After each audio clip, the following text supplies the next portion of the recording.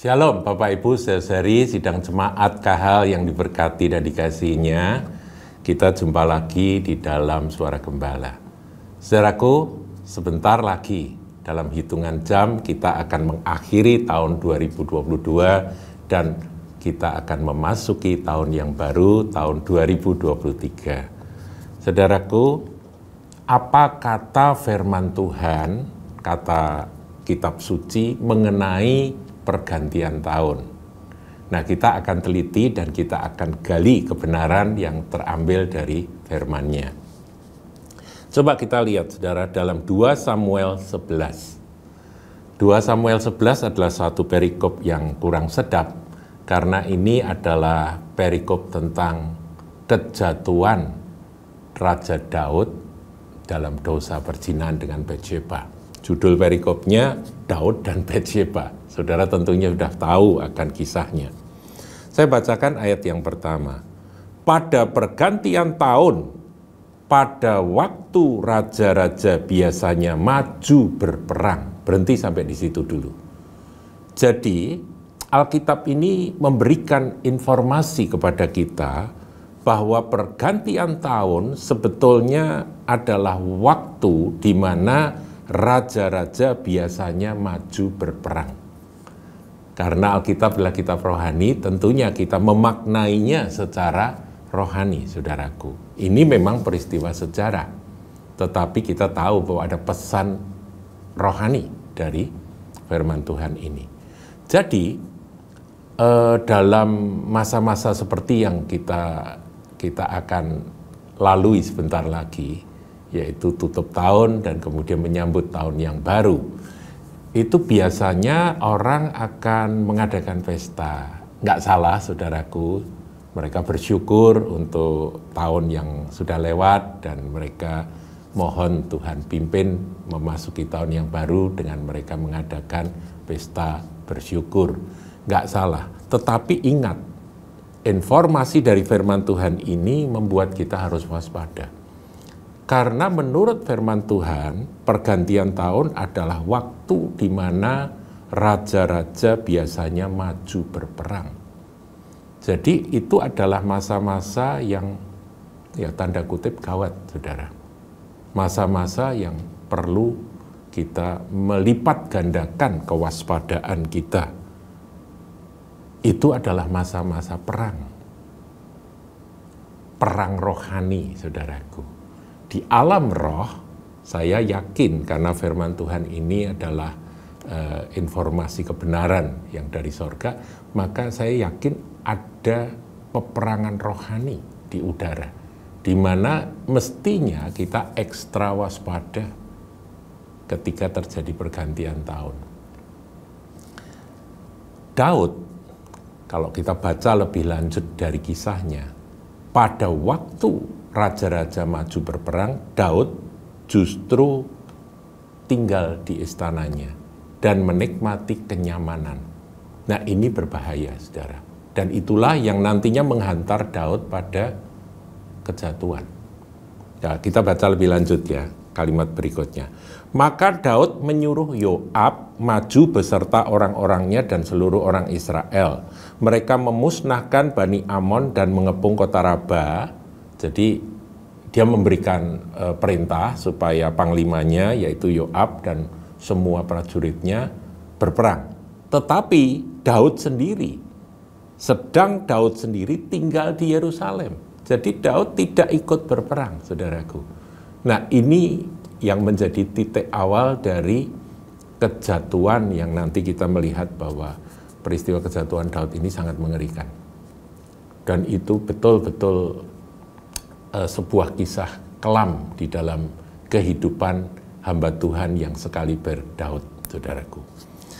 Ayat 2, sekali peristiwa pada waktu petang ketika Daud bangun dari tempat pembaringannya, lalu berjalan-jalan di atas sotoh istana, ini pergantian tahun, saudaraku ya, tampak kepadanya dari atas sotoh itu seorang perempuan sedang mandi.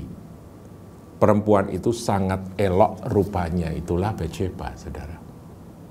Jadi godaan dari iblis itu masuk melalui mata Daud karena Daud tidak menyediakan dirinya, tidak ikut maju berperang ketika masa pergantian tahun tersebut. Nah, kita memaknai akan pergantian tahun ini. Saya tidak katakan bahwa Anda tidak boleh untuk mengadakan syukuran, boleh. Tapi kita harus waspada. Waspada, ekstra waspada, saudaraku. Belajar dari kisah Daud. Jangan sampai justru pergantian tahun lengah.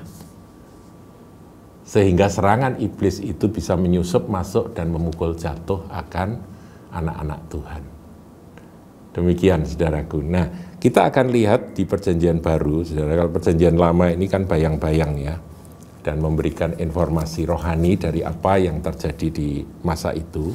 Di perjanjian baru kita lihat, saudaraku, Efesus 6 ayat 10, akhirnya hendaklah kamu kuat di dalam Tuhan, di dalam kekuatan kuasanya. Ini penting. Firman Tuhan yang ditulis oleh Rasul Paulus ini mendorong kita supaya kita kuat. Ayat 11, kenakanlah seluruh perlengkapan senjata Allah supaya kamu dapat bertahan melawan tipu muslihat iblis. Karena perjuangan kita bukanlah melawan darah dan daging. Kalau di perjanjian lama peperangannya peperangan fisik. Tetapi di perjanjian baru peperangan kita tidak melawan darah dan daging. Tetapi melawan pemerintah-pemerintah, melawan penguasa-penguasa, melawan penghulu-penghulu dunia yang gelap ini, melawan roh-roh jahat di udara. Jadi pemerintah di udara, penguasa di udara, penghulu dunia yang gelap di udara, dan roh-roh jahat di udara. Jadi sesuatu yang tidak nampak, tidak bisa dilihat oleh mata, itulah musuh kita yang sebenarnya, yaitu kuasa kegelapan. Nah, saudara, saya nggak akan berbicara secara detail mengenai strata dari pemerintah sampai pada roh-roh jahat. Tetapi yang jelas kita harus menyiapkan diri. Rasul Paulus berkata di pergantian tahun, ya, kita kaitkan dengan apa yang terjadi pada Daud, yaitu jatuh justru pada masa pergantian tahun, yaitu Daud tidak maju perang. Nah, kita harus tahu bahwa peperangan rohani adalah panggilan kita, saudara. Ya, jadi saudara, kita ini memang domba, ya, kita ini domba, anak domba, ya, gembalaan dari Tuhan kita Yesus Kristus yang dikasihinya. Tetapi ingat, saudaraku, selain domba kita juga hamba. Hamba itu harus taat pada tuannya. Ya, kita mengabdi dan melayani Tuhan kita. Tapi selain hamba, kita juga mempelai. Mempelai itu harus menguduskan diri sehingga kita ini suci dan tidak bercacat celah pada hari kedatangan mempelai pria menyambut kita. Kita juga, ya, apalagi sahabat juga. Tetapi ada satu yang ingin saya kemukakan berkait dengan apa yang kita sedang renungkan ini, yaitu kita adalah prajurit, saudaraku. Maka sebagai prajurit kita harus mengambil seluruh perlengkapan senjata Allah. Jangan sampai ada yang terlewat. Sebab itu ambillah seluruh perlengkapan senjata Allah supaya kamu dapat mengadakan perlawanan pada hari yang jahat itu dan tetap berdiri. Ini yang penting. Sesudah kamu menyelesaikan segala sesuatu, artinya menang, bertahan dan menang. Jadi berdirilah tegap, ini ayat 14 ya, berikat pinggangkan kebenaran dan berbaju sirahkan keadilan, kakimu berkasutkan kerelaan memberitakan Injil damai sejahtera, dalam segala keadaan pergunakanlah perisai iman, sebab dengan perisai itu kamu akan dapat memadamkan semua panah api dari si jahat. Dan terimalah ketopong keselamatan dan pedang roh, yaitu firman Allah. Ayat 18, dalam segala doa dan permohonan. Saudaraku, inilah selengkap senjata Allah yang disediakan. Saya tidak detail di sini, tapi hanya mengingatkan Anda. Pergantian tahun adalah saat raja-raja maju berperang.